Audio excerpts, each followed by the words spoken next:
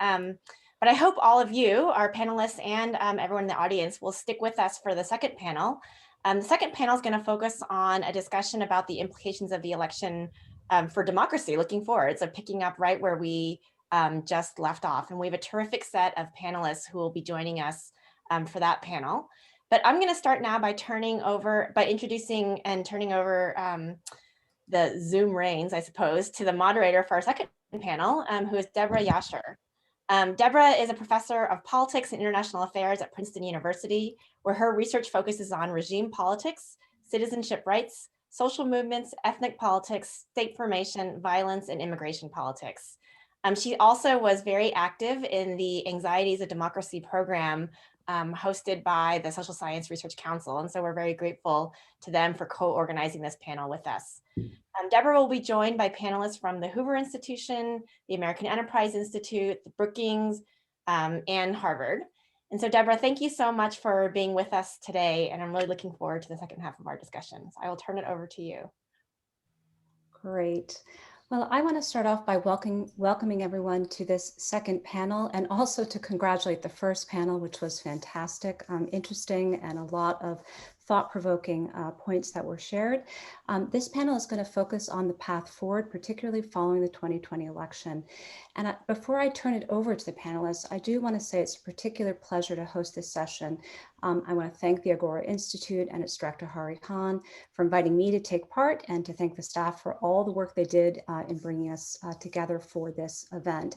And I think it's particularly notable that the Agora Institute has self-consciously created this deliberative forum to talk about politics and civic engagement with people from very different positions. So this is a remarkable opportunity. As you all know, we're arguably at a critical juncture, not only because of the pending transition of presidential administrations from the current administration, Trump-Pence, to the Biden-Harris administration that's coming in January 2021. But it's also a critical juncture, and particularly a critical juncture because we find ourselves asking the kinds of questions that we might not have asked before, not only about the quality of democracy, but also about the future of democracy itself. And these sorts of questions, the ones that we're posing to our panelists today, actually dovetail with the concerns that the SSRC program, Anxieties of Democracy, that Hari referred to, has centrally focused on. This has been a program that has thought about the conditions under which existing democratic institutions can address the critical fundamental questions of our time and the challenges of addressing questions like inequality and climate change, security, immigration, meaningful participation, et cetera. But more recently, the program itself has also been thinking about these questions of democratic erosion and democratic backsliding, particularly in the context of the last 4 years and in the context of the recent election. These are obviously concerns that are central for the United States. They are also concerns that are central for many countries around the world. So it is a particularly great forum to come together, to bring the Agora Institute together with SSRC, to team up, to think about this recent election and its aftermath, and in particular, the path forward. We have, as Hari noted, a terrific group of panelists I'm going to present them in alphabetical order before I turn it over to them. So first, we're going to hear from Mo Fiorina. He's the Wendt Family Professor of Political Science and Senior Fellow at the Hoover Institution. He is obviously well known to everybody here. He's written widely on American politics with a special emphasis on the study of representation, public opinion, and elections. He will be followed by Yuval Levin, who is the Director of Social, Cultural, and Constitutional Studies at the American Enterprise Institute, the AEI. He's the editor of National Affairs magazine and the author of several books, including his most recent, A Time to Build, From Family and Community to Congress and the Campus, How Recommitting to Our Institutions Can Revive the American Dream. Our third speaker will be Rashawn Ray. He is the David M. Rubenstein Fellow in Governance Studies at Brookings Institution. He is also the Executive Director of the Lab for Applied Social Science Research at the University of Maryland at College Park. And he's also written on a wide range of issues, including racial and social inequality, with a particular focus on police-civilian relations and men's treatment of women. And our last speaker will be Nancy Rosenblum. She's the Senator Joseph S. Clark Professor of Ethics in Politics and Government Emerita at Harvard University, and her research focuses on historical and contemporary political thought. She has written many, many books. I'm just going to feature the most recent one, 2020, co-authored with Russ Muirhead, and it's entitled A Lot of People Are Saying, The New Conspiracism and the Assault on Democracy. So you can see we have a terrific group of people who are going to present. They're going to speak for about 5 minutes each, followed by a conversation. I'm going to invite the entire panel to not only engage with one another, but also the audience to feel free to submit questions in the Q&A box at the bottom. All right, so let's start. We're going to turn this over to Mo Fiorina. Thank you so much for going first.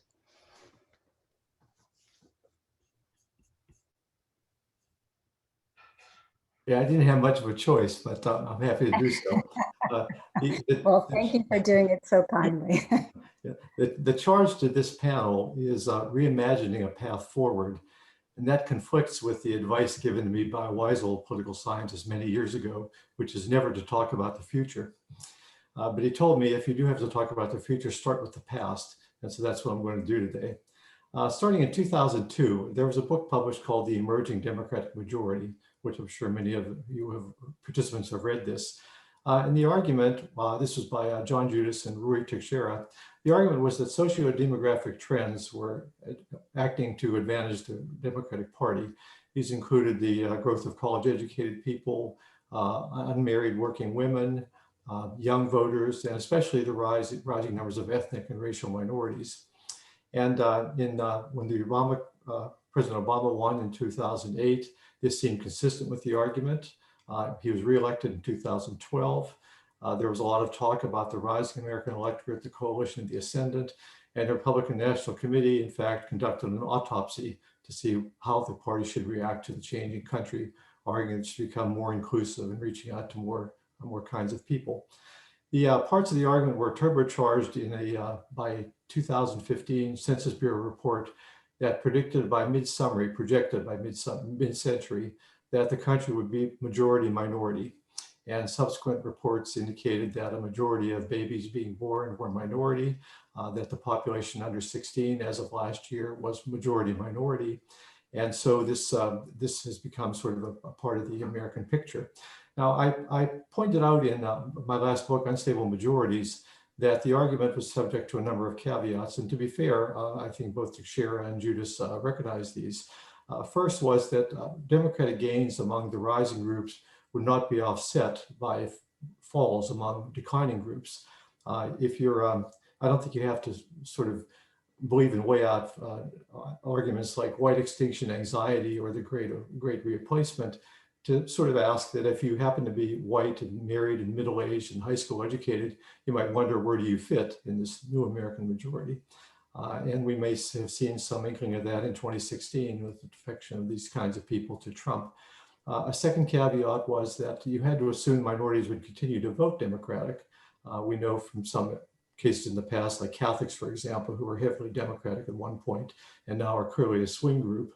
And again, we may have seen some inkling of this in 2020 when, as Doug Rivers talked about in the last panel, there seemed to be a surge of Latino voting beyond what was predicted to Trump, and also to some extent African-American men. And in my last book, Unstable Majorities, I pointed out there was also a third caveat that was it was rising from demographers scattered in various articles, but it's now come to fruition in a book, which is that the projections are inaccurate. And I want to just point this book out. This is a New Princeton University book by Richard Alba, The Great Democratic Illusion. I'm not getting any cut of the royalties. I just think it's an important book for political scientists to read, and it has the potential to lower the temperature of American politics. And basically, if I could see the first slide put up.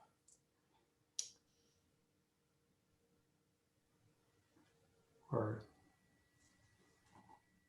there we go. Okay, this was the, let's see, slideshow. Okay, this was the title of the Census Bureau report. Next slide. The crux of the demographer's argument can be shown best by a picture. You all recognize this fellow. This is Senator Rafael Cruz, I want to point out. He is half Cuban. By the Census Bureau definition, he is a minority. He is married to Heidi Nelson, who is of Northern European ancestry. They have 2 daughters. The 2 daughters are also classified by the Census Bureau as minority. Next, okay. If those 2 daughters should grow up and both of them marry, say, ethnic Norwegians and have 1.4 children each, those 3 grandchildren would also be classified as minority. And here's how that happens. This is the Census Bureau questions on the 2010 census and the carried over to the current census 2020.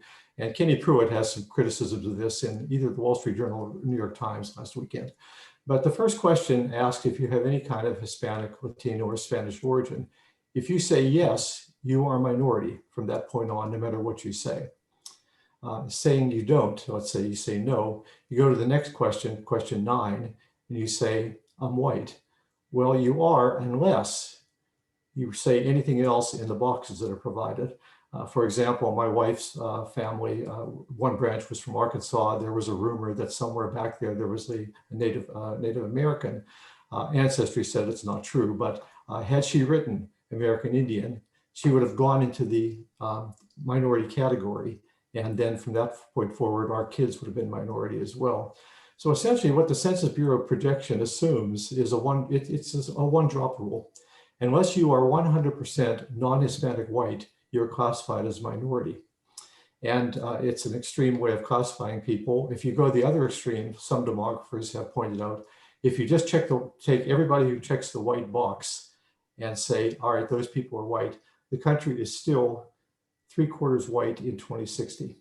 So depending on how you do these data projections, you get a very different prediction about the United States. Okay, that's the end of my slides. What demographers have pointed out, they've been studying these sorts of things for decades. We just don't know too much about them in political science, but currently about 1/5 of all new marriages are mixed between racial groups, the Census Bureau racial groups. And the lion's share of them, over 80%, are between whites and some ethnic of one sort or another. And according to current surveys, about 40% of American adults claim they have a relative who is married to somebody of another race. So there's a tremendous amount of intermarriage going on that's sort of been going on, I think, under a lot of our radar. The demographers have been following these people for decades, and the children of mixed race, basically Latino, Asian, Latino, white, et cetera. Oh, by the way, the single biggest mix is, as you might expect, Latino, white. But the children tend to have unstable identities, more than clearly people who are not mixed. Now calling themselves one thing, another thing, mixtures. In terms of objective life outcomes, education, income, residence, et cetera, they tend to be between the all white and the all minority children comparison groups. Actually, Asian whites are often higher than all whites. And they tend to be in between and also closer to the all white children. The one unfortunate exception to this is, as you might expect, African Americans, who, while in between, also tend to be closer to all Black children than to all white children. But the general finding of these studies is that America is diversifying not so much in the sense of different groups, but within individuals, that people are themselves becoming more heterogeneous ethnically and racially. And all in all, I think when you read this and study this data, you going forward, and here, Hari, I worked it in, we're going forward here, there are important lessons for both of our political parties as they plan how they're going to position themselves in the future. For the Democrats, I think it probably strengthens the position of people like Mark Lilla, who worry about identity politics. It's probably just not going to be such a good bet in the future, given these kinds of trends. And for the Republicans, it's a warning that depending on white consciousness or even flirting with anything worse is a real bad bet in a country in which half the people say, I have a close relative who was married to somebody of another race. So Great. Thank you so much, Mo, for those opening comments and getting us to think about the construction of identity and its implication for politics. And we're going to bring in Yuval into the conversation. All right. Well, thank you very much, Deborah. I appreciate that. And thanks to everybody who organized this great conversation. I'm grateful to be included in this extraordinary company on this panel.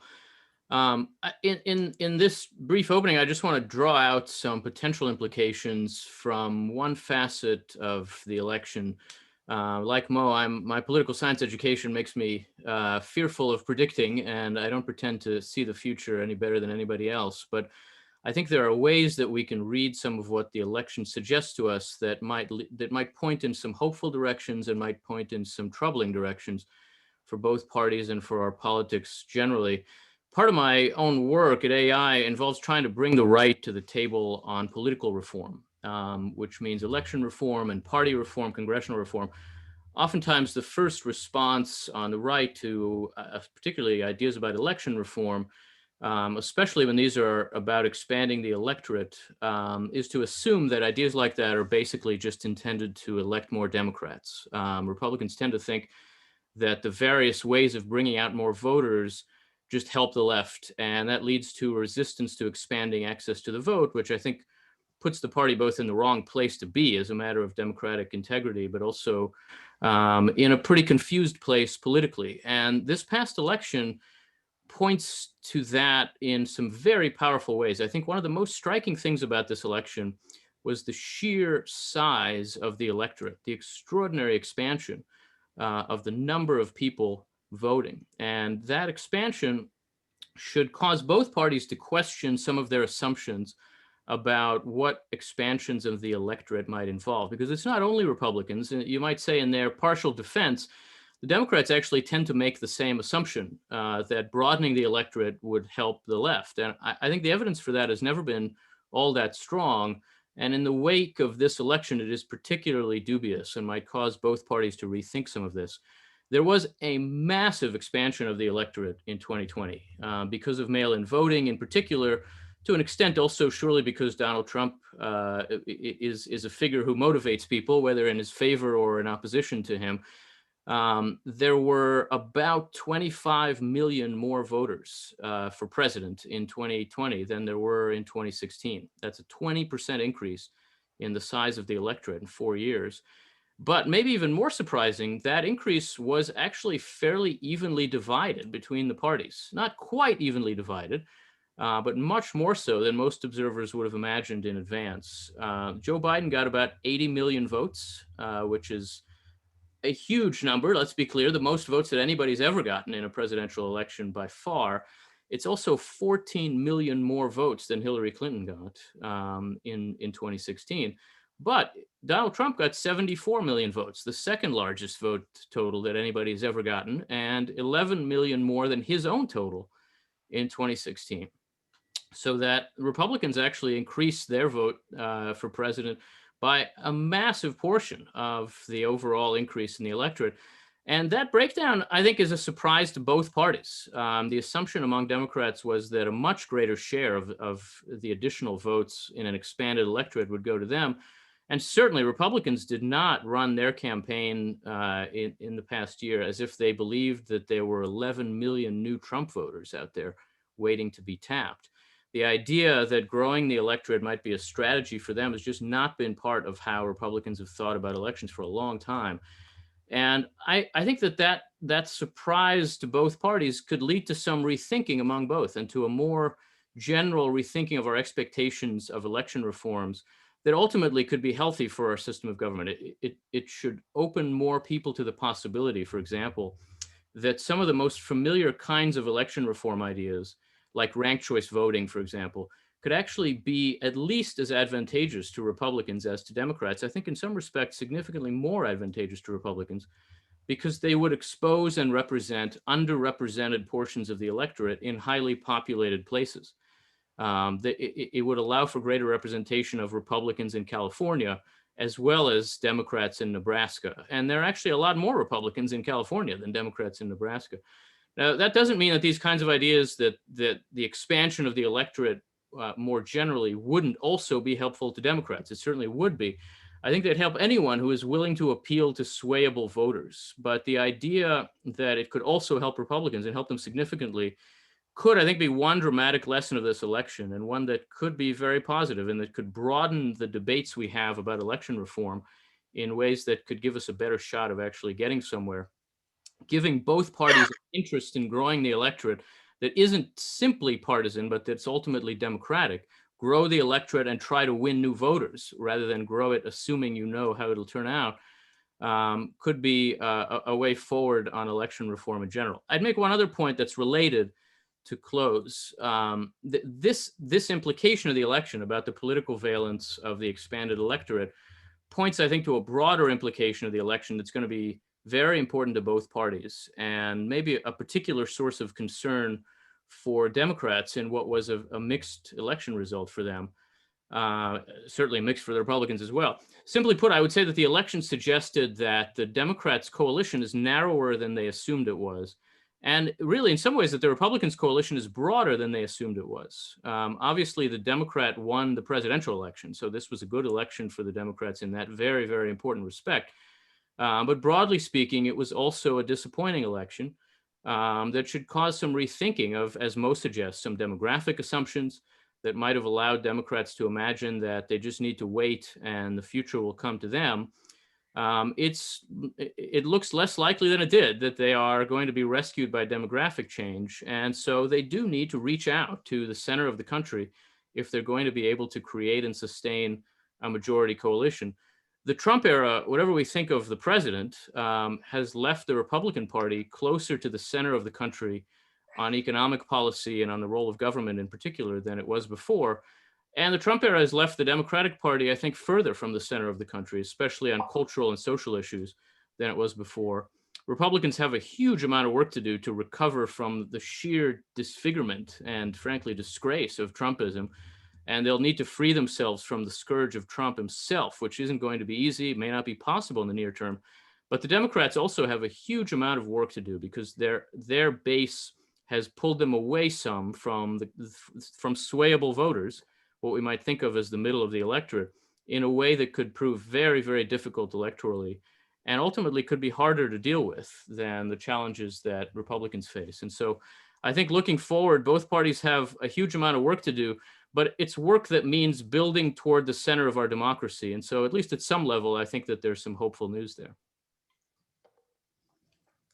Great. Thank you so much to you all for bringing to the table this question of the expansion of the electorate and its implications for both parties, as well as for democracy going forward. We're going to bring in Rashawn into this conversation. Yeah, thank you so much. I really appreciated the other two sets of comments. Thank you to Agora for the invitation. When I think about the recent election and where we move going forward, I think on one hand about democracy being actualized, whether that be thinking about demographic shifts or whether that be talking about voter turnout.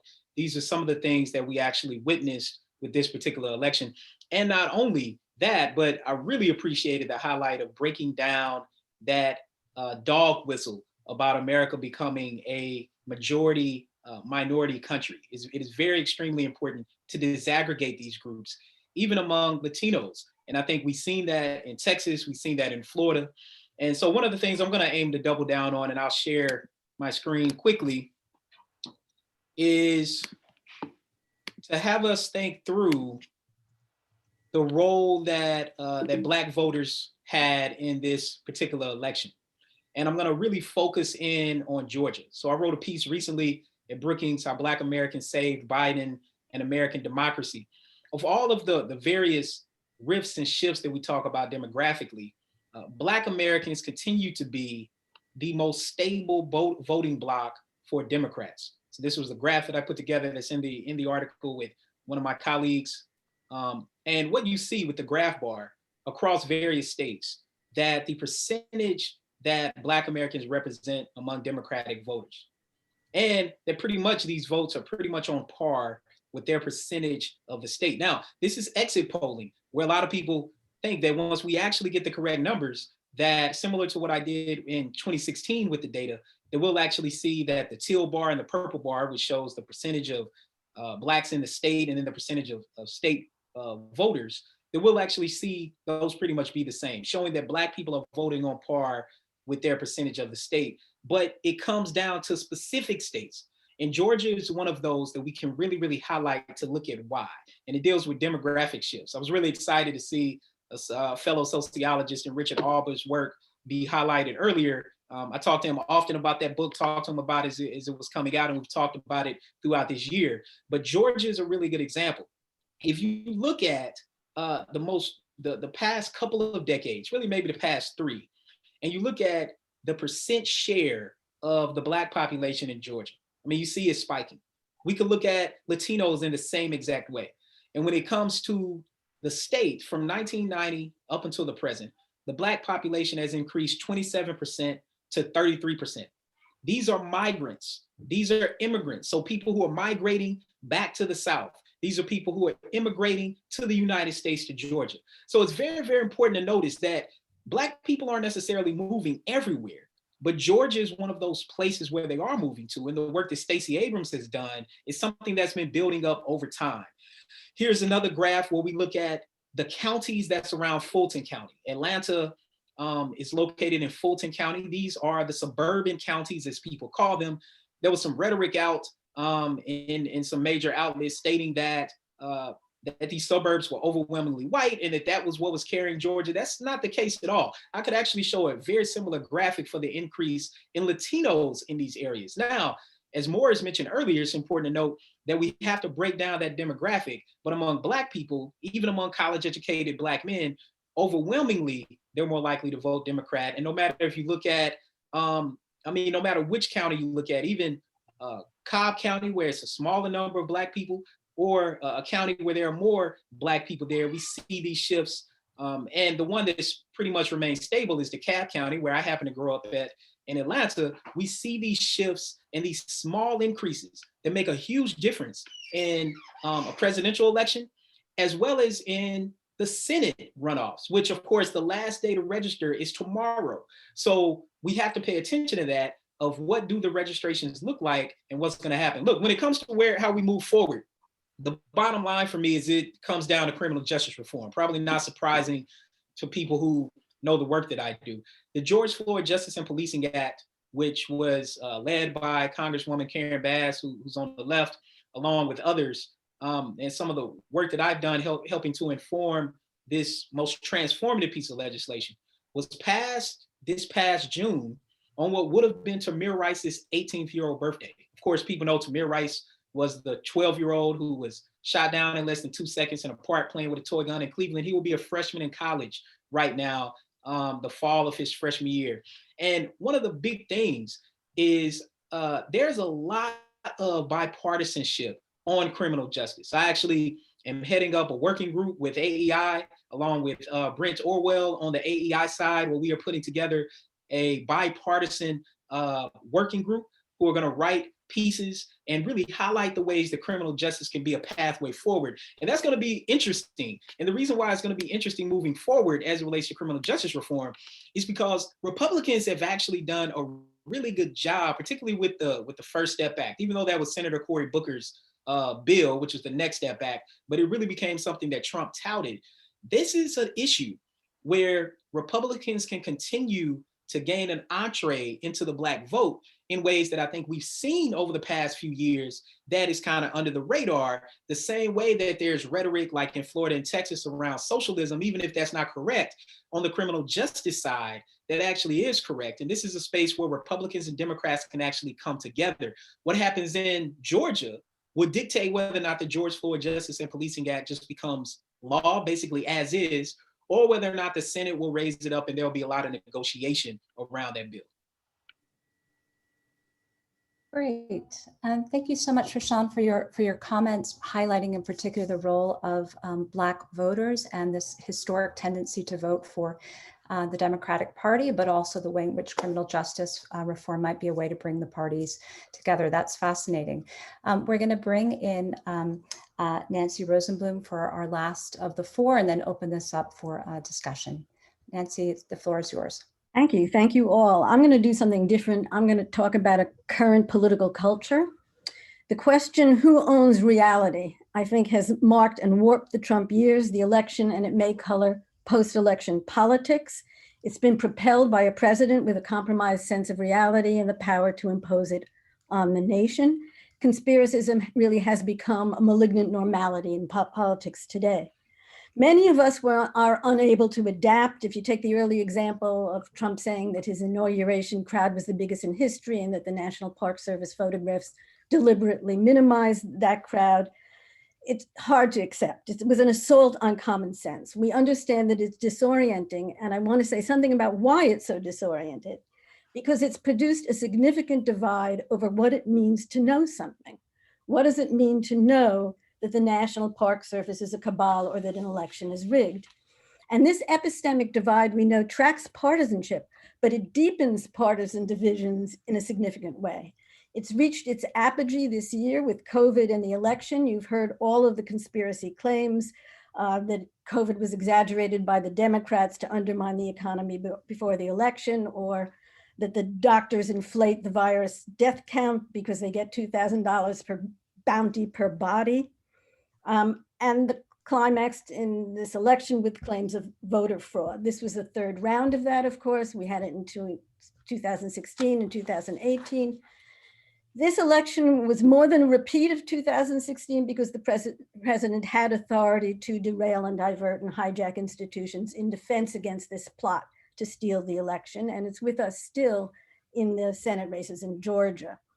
I'm going to make 4 points. One is who and how many. I think the conspiracism has become a defining element of the Republican Party, that Republican officials elected and appointed at every level of government, whether they're gullible, whether they're craven and submissive, whether they're opportunistic, have gone along with conspiracism. It's not easily quantifiable, but conspiracists are a significant segment of the population. And if you ask how it can be that they accept that Hillary Clinton is running a child sex trafficking ring out of the basement of a pizza parlor, I think the answer is that it's not a matter for most of them of believing the fact of the matter, that belief is not the best way to understand it, that these charges are true enough. They reflect a deeper truth that corresponds to political hatreds and animosities. Second point, there's something very new here. Conspiracism as a narrative of national treachery is old and everywhere, but the form of conspiracism we have today is new. Traditional conspiracy theory used evidence and argument in recognizable ways to persuade us that things are not as they seem. And of course, some conspiracy theories are true. Today, we have conspiracy without the theory. It dispenses with all evidence and argument. It takes the form of bare assertion, even in court. It's validated by repetition, and its adherents see liking or retweeting and so on as an affirmation of collective identity and as a form of political participation. Third, what's the damage here? I think the damage is not reducible just to more intensive partisanship. This year's COVID and election conspiracism are the latest in the delegitimation of foundational democratic institutions. This term delegitimation is used everywhere and promiscuously. Delegitimation is not mistrust, it's not eroding confidence, it's not sowing doubt, it's not discrediting. Delegitimation means that you deny the meaning, value, and authority of an institution and that there's no reason for compliance. And we've seen the delegitimation of knowledge-producing institutions, a whole array of them. Unlike traditional conspiracy theory, which mimics knowledge, conspiracy without the theory abolishes not knowledge as any kind of good, and it counters reasonable skepticism wholesale. And alongside this, and as important for today's discussion, is the delegitimation of political opposition. Parties, of course, are the defining institution of representative democracy. A party system depends upon acknowledgement that your party is just a part and a commitment to legitimate opposition. And conspiracism represents, in this case, Democrats as enemies that have no claim to govern, even if they win the polls. A lot of the focus, understandably, has been on the legitimacy or delegitimation of the election, but as important and underlying it is the delegitimation of political opposition. And finally, part 4, will this contest over who owns reality continue to color national and state politics. And already there's a new conspiracist claim called the Great Reset that charges the Biden Build Back Better as a cover for a global cabal to do all kinds of things. In any case, there'll be something importantly different, and that is without a president with a conspiracist mindset, conspiracism will not be able to determine the organizing and staffing of every agency of government with all kinds of consequences. But that leaves us with speculative scenarios. If you think that conspiracism is inseparable from Trump, the question is not will he go, but how far away will he go? And you all have asked that too. Will he dominate the RNC? Will Trump's party continue? Will the party continue to be Trump's party glued together by owning reality?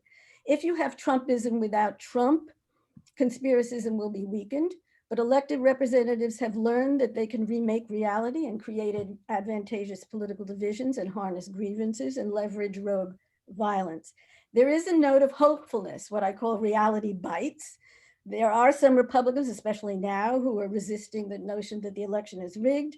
You may have heard Gabriel Sterling's passionate speech yesterday.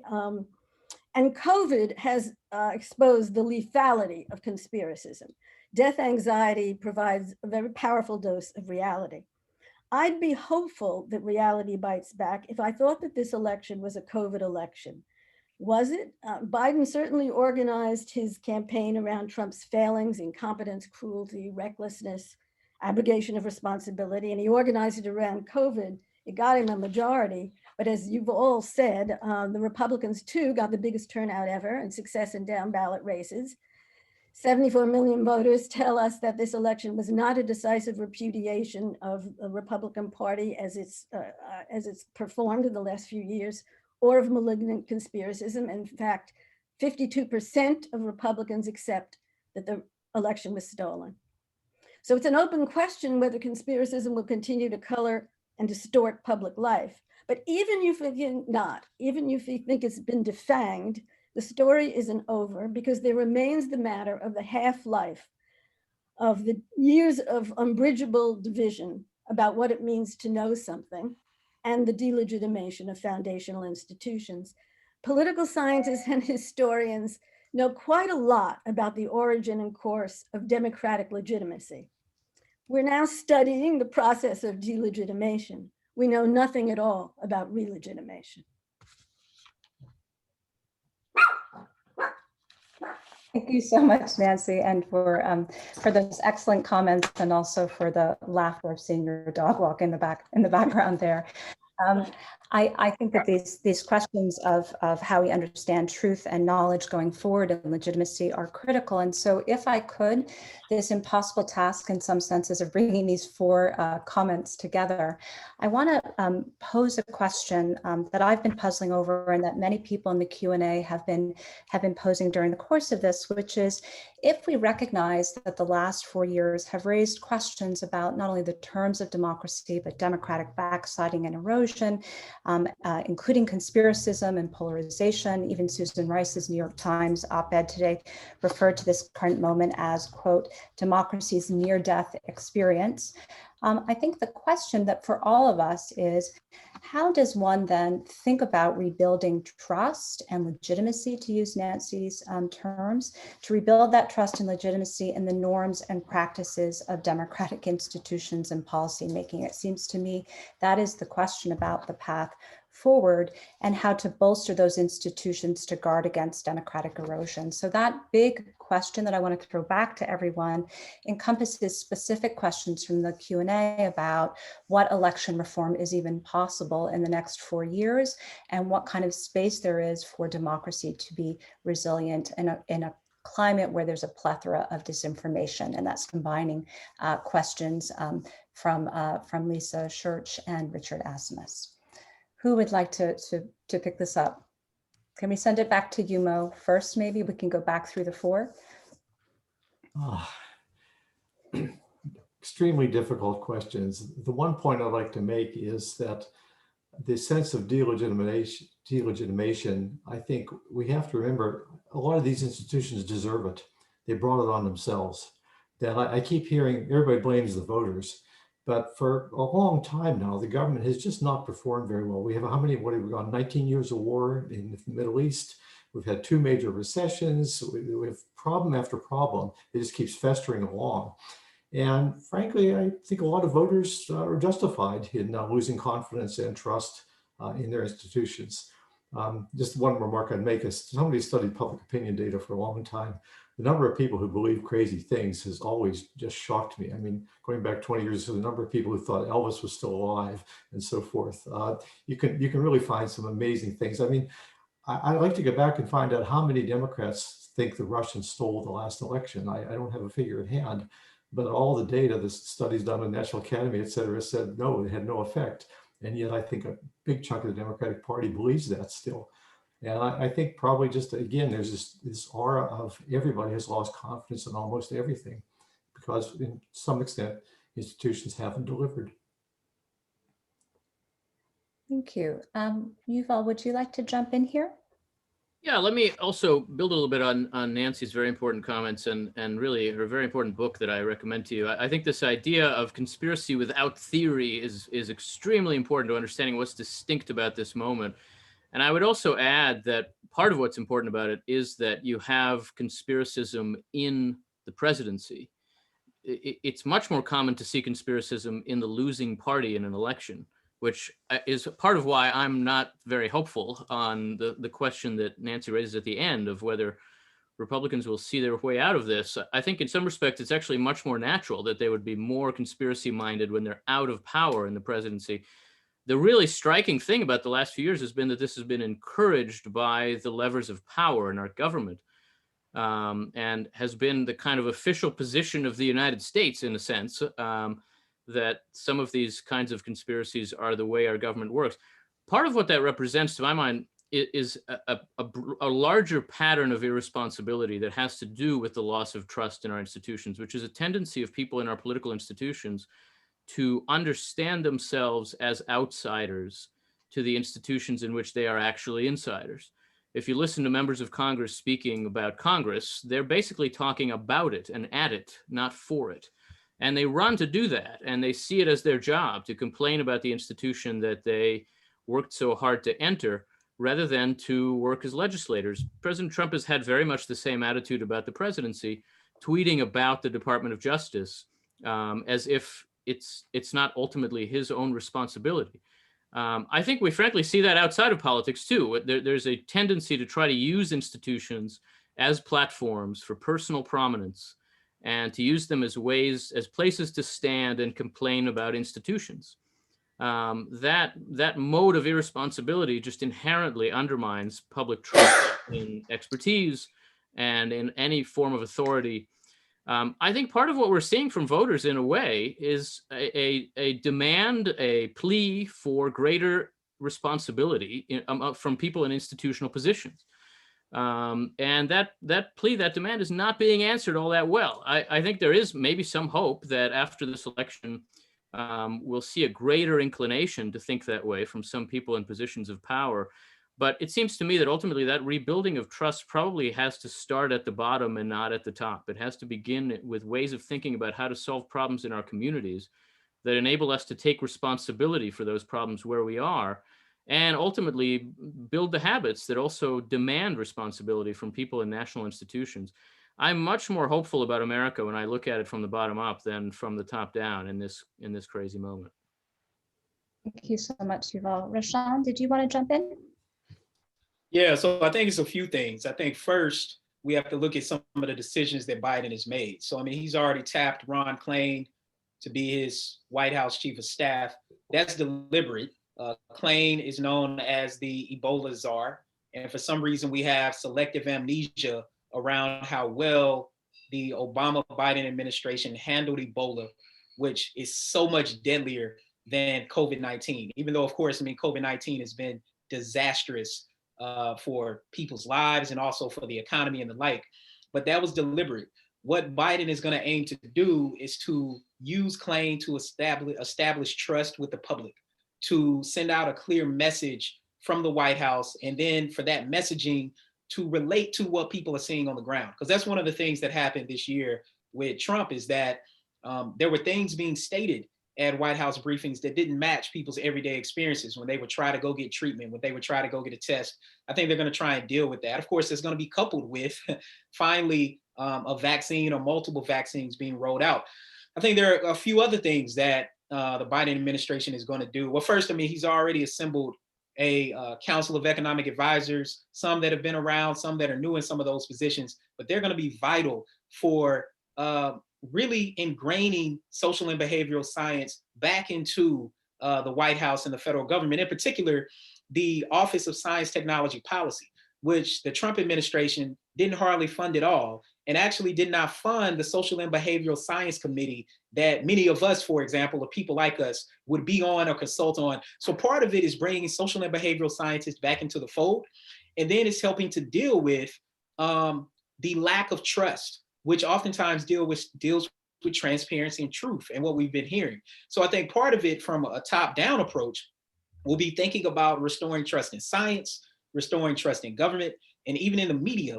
And I think some of these picks that Biden has been having will shape that. But I think from a social and behavioral science standpoint, which I think whether we're sociologists, political scientists, economists, or what have you, that oftentimes our role in government is through the Office of Science, Technology Policy and being on that social and behavioral science committee that not only was not part of the Trump administration, but did not receive funding. And I fully expect for Biden on day one, definitely the first 100 days, to do a lot of restoring of some of the Obama era type of funding structures for NSF and NIH for different types of social and behavioral science that we haven't had over the past 4 years that can really start to have a trickle down effect to restore trust in government, science, and the media. Great. Thank you so much, Rashawn. And I'm going to bring Nancy into this conversation, which in many ways bounces off of the comments that you made about not just conspiracism, but delegitimation and the space for re-legitimation or a new kind of legitimation. Yeah, these have been terrific comments. And I'll say, I guess, three things. I'm taking notes here. One is Mo said that lots of people believe lots of crazy things, and that's true, but I'm not talking about aliens or Ruth Bader Ginsburg having a body double or anything. I'm talking about conspiracy claims that have real salience in practical politics today. And and Democrats, of course, pursue conspiracy theories. You only have to watch Rachel Maddow for the first 2 years on the Russian collusion to know that Democrats are wholly into conspiracy theory. But this notion of conspiracy without the theory, which is unique, which is powerful, which has its own way of operating in the world, really is the property of Trump and the Republicans. The second thing I'd say is, and again, Moa made a very good point, that if institutions are delegitimated and voters find it that way, there are many good reasons for that. They have not performed for them. And I think that's certainly true. But conspiracism simply amplifies and exploits that situation. It doesn't address it in any constructive way. For that, you need to do what Yuval was talking about, which is to speak to the actual problems and needs that people have and to organize government to do something about it. And there are, you all have described the impediments to that. And you know, I'm always asked this question about what do you do about it? And I won't even try to answer that here, but I will say one thing about what everybody says and what I think will not do the job, and that is regulation of social media. That has been people's focus, and I think that that's an ancillary problem. Great. So let me follow up after these excellent comments to ask a specific one, which is that several of our audience members are asking about specific institutional reforms that might be possible, whether or not it's electoral reform or turning to constitutional reform or thinking about the relationship between the different branches of government or the role of bringing Republicans to the table with Democrats around certain issues. So it might be, to come back to Mo's comment, that political scientists are particularly good about, or hopefully good about, talking about the present and the past and less good necessarily about the future. But this is the question that is bubbling up amongst the audience. I want to revisit to ask, not only are there institutional reforms that you think are necessary, but the related question of the conditions under which it is possible. And this might speak also to, Rashawn's opening comments that much might depend on the fallout of the elections in Georgia. So I want to throw this back.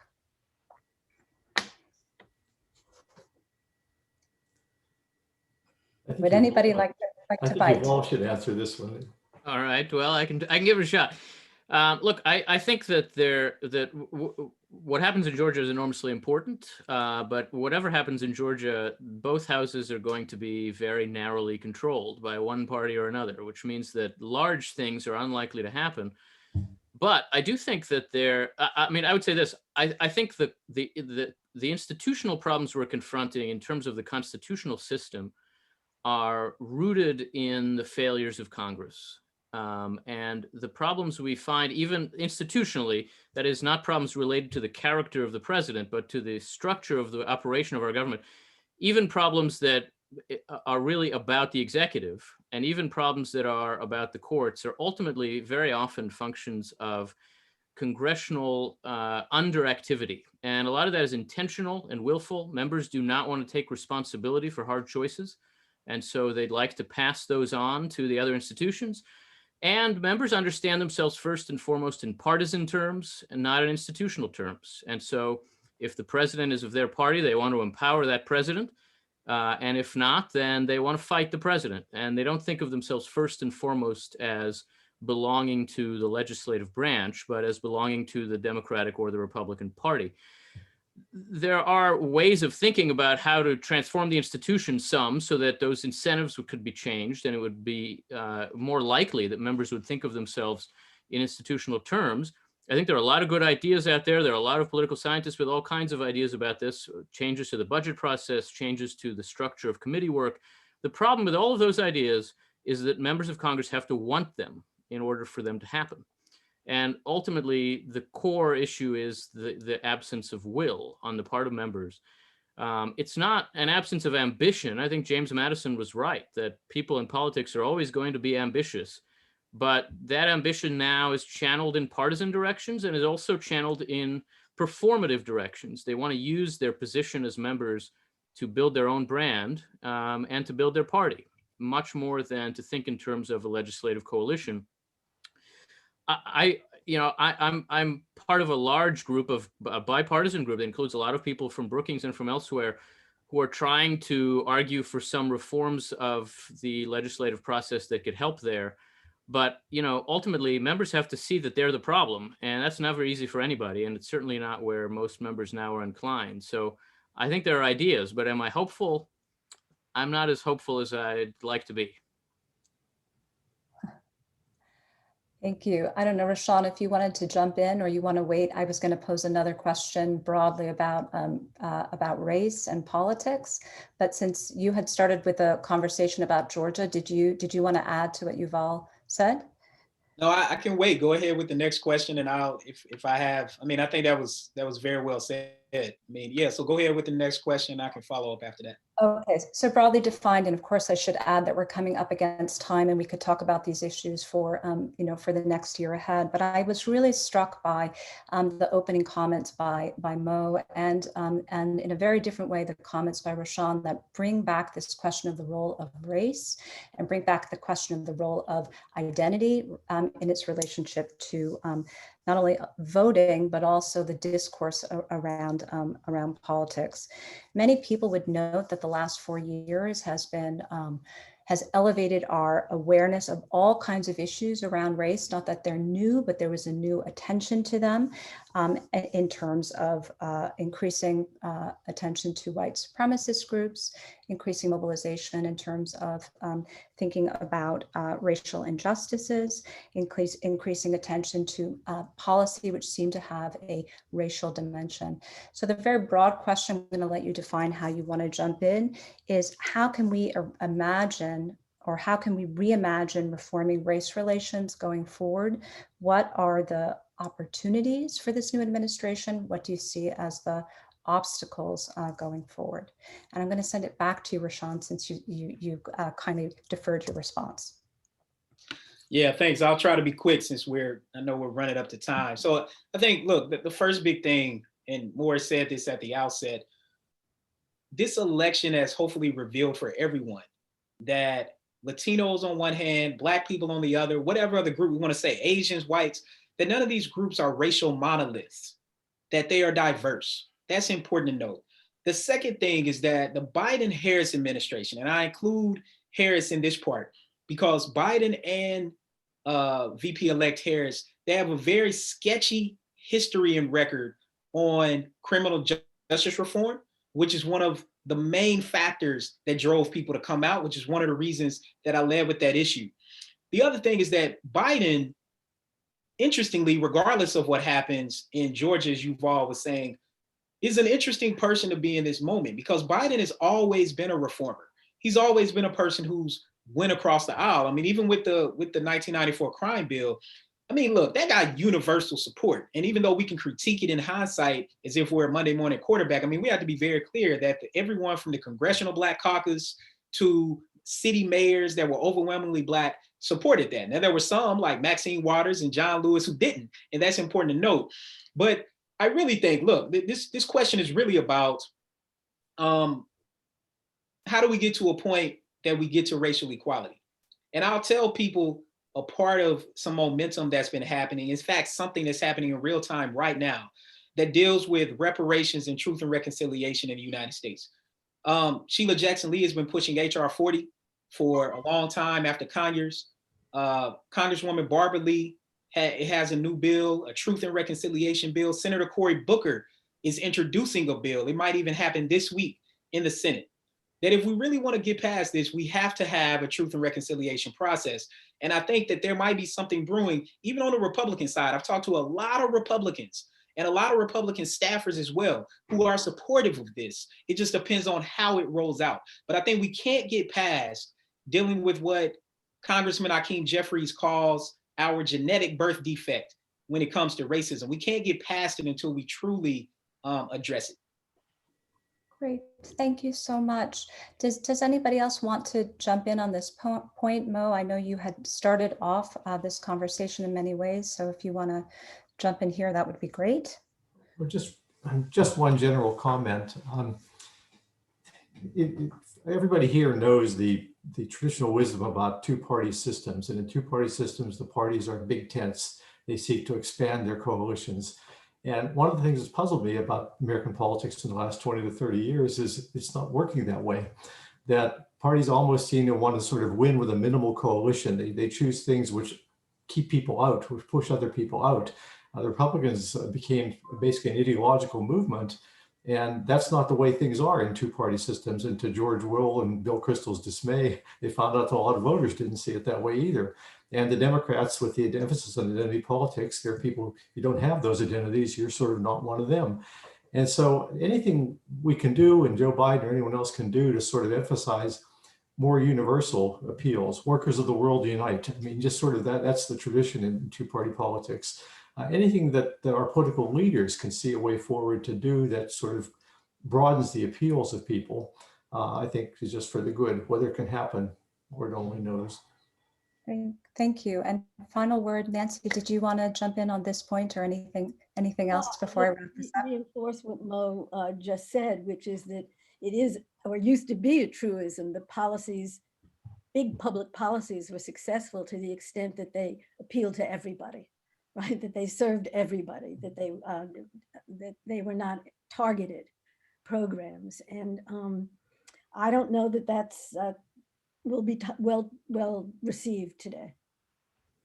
Great. I think that the politics, as Rashawn was saying, is so strong. Yeah, so I just want to say on behalf of everybody in the audience and also the Agora Institute and SSRC, thank you so much to Mo, Yuval, Rashawn, and Nancy for not only sharing their wisdom with us, but also for giving us so much to think about. I encourage everybody to go and read the books and read the articles that they've written, which provide additional insight into these many issues. I have to say, listening to the first panel and the second together, I am struck by how deep and challenging the issues are ahead of us. But I just want to end by bringing in Albert Hirschman, who always recognizes the difficulties, but has a bias for hope. So let's hope we can combine those two things together. I want to thank everybody for their participation and turn this back to Hari, who's going to close out the program. Thank you so much, Deborah. And thank you, Nancy, Yuval, Rashawn, and Mo for joining us today on the panel. We really appreciate the rich discussion. I'm only sorry that we couldn't continue it for longer, but I want to thank the audience for joining us for the event today and for both panels. And to let everyone know that as a follow-up to today's conversation, we're going to be publishing a series of essays written by our panelists that are going to be reflecting on and advancing a lot of the conversation and the themes that we discussed today. The series is going to appear in January in the Washington Post Monkey Cage blog. And so we invite you to go to our website at snfagora.jhu.edu, where you can stay informed both about that essay series, our other events, and also sign up for our newsletter and find recordings of today's conversation there. Finally, I also want to circle back and thank the Social Science Research Council for co-hosting today's conversation. To learn more about their work, you can visit them online at www.ssrc.org. So thanks again to everyone, especially to our panelists and Deborah for moderating so adeptly. And thank you. We look forward to seeing you at our future events, I hope.